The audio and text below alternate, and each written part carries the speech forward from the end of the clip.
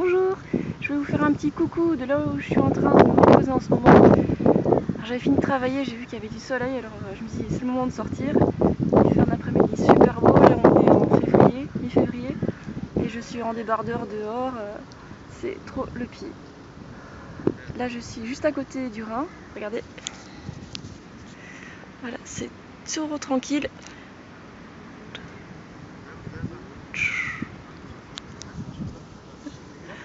Je suis les pieds nus dans l'herbe, c'est trop bien.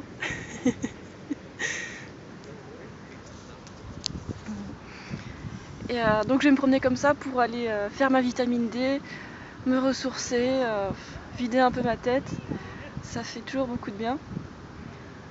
Et un hiver passé loin des tropiques, c'est un hiver avec pas beaucoup de soleil.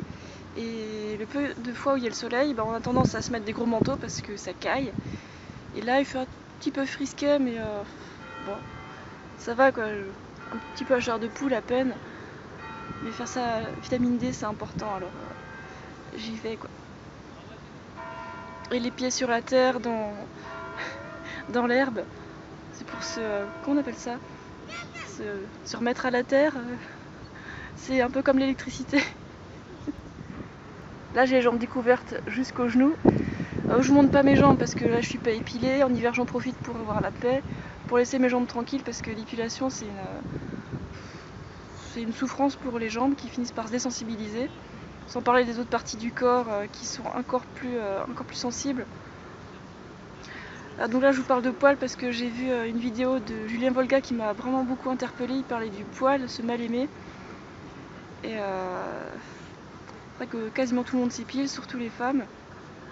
Et maintenant la société trouve que avoir des poils c'est laid, alors que c'est quelque chose de naturel. Et on a réussi à nous retourner la tête en nous expliquant que ce qui est naturel c'est laid et ce qui est artificiel, c'est-à-dire le maquillage, l'épilation, les coupes de cheveux, c'est quelque chose de beau.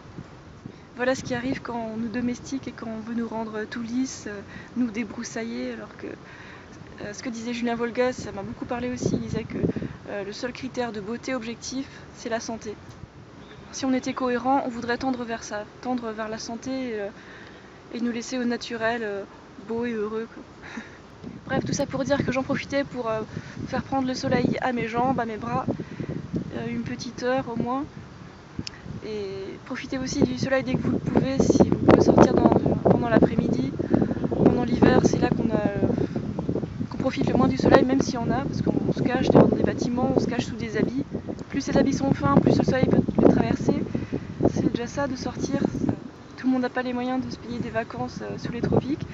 Alors le peu qu'on peut faire ici, c'est déjà ça de prix pour la vitamine D, pour l'énergie, pour le repos, pour un peu de calme dans les parcs. Bon, il y a un petit peu de vent, mais je trouve ça supportable, la chaleur.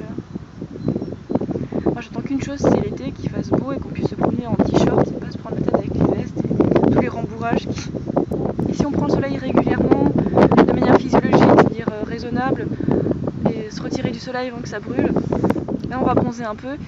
Et comme ça, quand on est végétalien, on va arrêter de nous prendre la tête avec l'anémie, les carences, dont parlent des personnes très mal renseignées qui connaissent strictement rien à la nutrition et qui s'intéressent absolument pas à la santé. Comme je disais dans la vidéo précédente, un peu de bronzage, ça aide à se prémunir contre ce genre de remarques débiles, les anémies, les carences, voilà. Alors c'est pas juste pour ça que je me mets au soleil, je vais au soleil parce que ça me fait du bien, parce que je suis réconciliée avec le soleil. Parce qu'à l'époque j'étais un oiseau de nuit, et ça c'est fini. Je vais vous parler d'encore autre chose.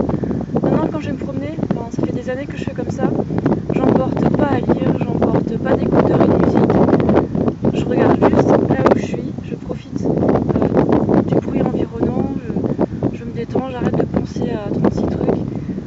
Je ressens plus le besoin de faire plusieurs choses en même temps, histoire de ne pas perdre mon temps.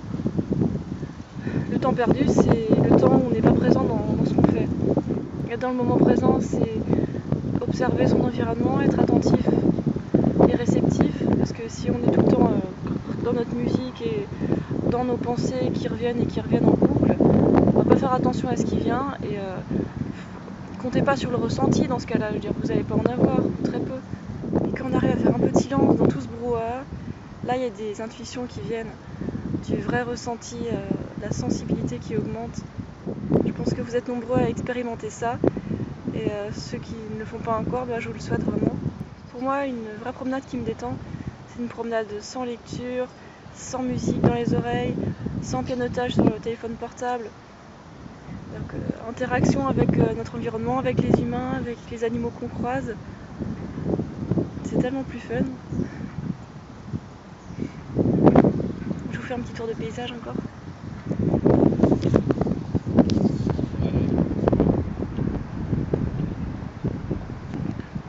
Le pont entre l'Allemagne et la France. Regardez-moi ces beaux arbres. Et bientôt, ils vont avoir des feuilles. Et par terre, on voit déjà des marguerites. Non, des pâquerettes, pardon.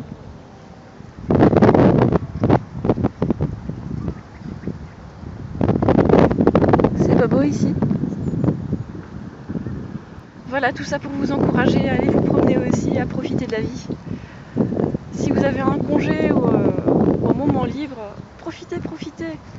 La vie, c'est maintenant. Oh, c'était profond ça. Bon, je vous laisse. Passez une excellente journée ou alors une excellente soirée. Mangez vos fruits, prenez soin de vous. Au revoir.